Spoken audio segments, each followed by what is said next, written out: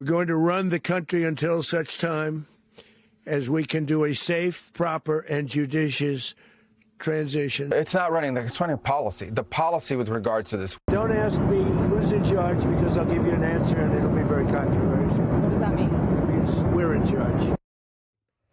All right, President Trump last night insisting the U.S. is in charge of Venezuela, somewhat undercutting the Secretary of State. So he said we're running it. And then Marco Rubio said, we're not running it. Right. And then he said last night, No, we're running it. We're running it. Good morning and welcome to Has he ever been to Pottery Happy Barn? New Year. I don't think he's been to Pottery Barn. Break it, you bought it? Yeah, this is like Colin Powell all over. With us, we have the co-host of our 9 a.m. hour, staff writer at The Atlantic, Jonathan Lemire, columnist and associate editor at The Washington Post, David Ignatius, decorated combat veteran and former commander of U.S. Army Europe, retired Army Lieutenant General Mark Hertling, and presidential historian and Pulitzer Prize-winning author John Meacham. Now, that is a redneck Riviera. That's how we say retired in Northwest Florida. Retired general. My southern drawl on this. Retired general. I'm sure the retired general is going to have a lot to say about Pottery Barn in a second here. I will be very interested to hear from all of our panelists today, but we have a lot going on, a lot of moving parts today. Ousted Venezuelan leader Nicolas Maduro and his wife, Celia Flores, will make their first appearance in Manhattan federal court this afternoon, facing drugs and weapons charges. It comes just days after the couple was captured from their Caracas compound in the dark of night operation by U.S. Special Forces that included more than 150 military aircraft. The pair were then transported to New York late Saturday night, where they are being held in a Brooklyn jail, awaiting today's arraignment. The strike and seizure by the U.S. military was the culmination of a months-long campaign in the region, building up forces, targeting alleged drug boats, and intercepting oil tankers. But now, there are major questions about what comes next. President Trump said over the weekend the United States will run Venezuela for an unspecified amount of time, zeroing in on advancing American oil interests there. Secretary of State Marco Rubio then tried to clarify that comment, saying the focus is not on governing, but on setting future policy. The president, however, doubled down on his assertion just last night while outlining what he says he needs from the acting leader of Venezuela and Maduro's former VP, Delcy Rodriguez. Don't ask me who's in charge, because I'll give you an answer and it'll be very controversial. What does that mean? It means we're in charge. Have you spoken with her? We're in charge. Have you spoken with her? No, I haven't, but other people have. Do you want to? Yeah, at the right time, I will. Did the U.S. give Delcy Rodriguez any guarantees in exchange for cooperating with your administration? No, but she's cooperating. Short term, next 2 weeks, what do you need from Delcy Rodriguez? You've threatened Delcy. Total access. We need total access. We need access to the oil and to other things in their country that allow us to rebuild their country. If you had to sum up Operation Absolute Resolve, would you say that it was about oil or it was about regime change? It's about peace on earth. How is it peace on earth? Peace on earth. We got to have peace. It's our hemisphere. The Monroe Doctrine was very important when it was done, and other presidents, a lot of them, they lost sight of it.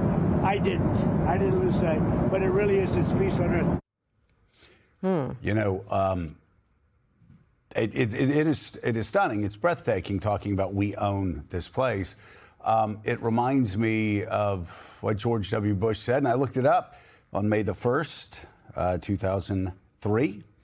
In the Battle of Iraq, the United States and our allies have prevailed. Yeah. And 22 years later, there are still thousands of troops in Iraq trying to maintain order there. But Donald Trump very critical of that. Yeah, so you will certainly not hear from me any suggestion that Maduro was a good leader, a good man, a legitimate leader of Venezuela. He certainly was not. And I suspect in time, we hope the hemisphere will be much better with him gone. But the problem here is things never go as you expect. When you're trying regime change, the lesson of the last 20 years is regime change doesn't work. It never goes the way you expect it to go. And Mika, we saw that right out of the gate the other day when President Trump said she's going to do what we tell her to do and she's going to work with us.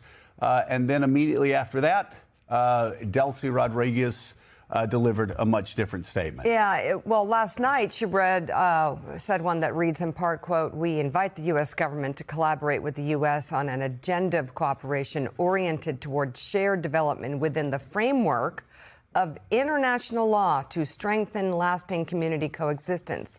The acting leader went on to directly address President Trump, writing, quote, "Our peoples and our region deserve peace and dialogue, not war." This diplomatic tone marks a shift for Rodriguez, who on Saturday called the administration's actions in Venezuela an atrocity and maintained that Maduro was the country's rightful leader. It comes after President Trump told The Atlantic yesterday that if Rodriguez, quote, "doesn't do what's right, she's going to pay a very big price, probably bigger than Maduro." And he also talked, David Ignatius, about a second wave that would be going into Venezuela, larger than the first wave. Of course, the military operation was executed from every report I've seen flawlessly.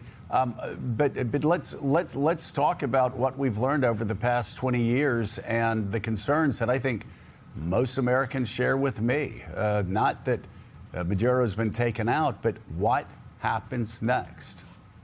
So that what next problem is the part that haunts anybody who was present, as I was, as U.S. troops rolled into Baghdad in 2003. You could hear in President Trump's voice last night as he spoke on Air Force One the exhilaration that presidents feel when they use military power successfully. There was a lion's roar as he talked about, watch out Colombia, it's a sick leader, they're next, and watch out Mexico, Mexico's run by cartels, Cuba is about to fall apart. This was a president who was just feeling what military power can do. And the problem is you don't look over the next hill to all the problems you're going to encounter. It was within a week of that arrival in Baghdad that the U.S. began struggling with the reality: who's going to govern this country now that Saddam Hussein has been deposed and you have all the different factions competing for influence? It's obvious that the strategy, better outlined really by Marco Rubio, the Washington Post cleverly is calling the Viceroy of Venezuela, that his approach is to leave President Delcy Rodriguez in place, to try to work with the military rather than fire it wholesale the way it was done in Baghdad, and hope that through coerced cooperation, the Venezuelans will maintain sufficient order that this process of U.S., I want to say, reappropriation of Venezuelan oil can take place and the country will be modernized. But, boy, I can't imagine, Joe, a more slippery slope ahead than what they're describing as the process for putting this country back together. It is a mess. Yeah. Trump is right in saying that. But I haven't heard anything yet that tells me how they're going to transform the mess into a viable, stable country. Nothing. Again, we look back and see what happened with Iraq and even Afghanistan, which for a while people were saying, well, that was a good war. Well, no. Afghanistan and Iraq both ended in tragedy. And John Meacham, I just keep going back to the early days, as David Ignatius talks about exhilaration, the early days of Iraq after the March invasion. We had, I had generals fist bumping me, saying, can you believe how great things are going? Retired generals. Can you believe how great things are going over there? I had people in the media saying Bush is going to be president forever, et cetera, et cetera, et cetera. I even remember Jon Stewart, who just unmercifully grilled George W. Bush. At one point, when things were going so well in Iraq in those first few months, he threw his hands up and said, I guess my children are going to be going to middle schools named after George W. Bush. Of course, that didn't happen. things turned south badly. And there's very little a president can do when you try to occupy a foreign country as things unravel. It's certainly not what we're hoping for here, but it is what history, recent history, has taught us over the past 20 years. Yeah, I mean, the wars are sometimes the easiest things to begin and the hardest things to get out of, and that's a perennial lesson of history, as everybody knows very well. I think David's makes a really good point about the ambient force around Trump, around President Trump yesterday. It was clearly a high for him. And that's a human factor. There's no arguing with, as you say, the fact that Venezuela was, Maduro was not the Thomas Jefferson of Central America. This was not going to be an understatement. It was not going to be, there are merits to removal.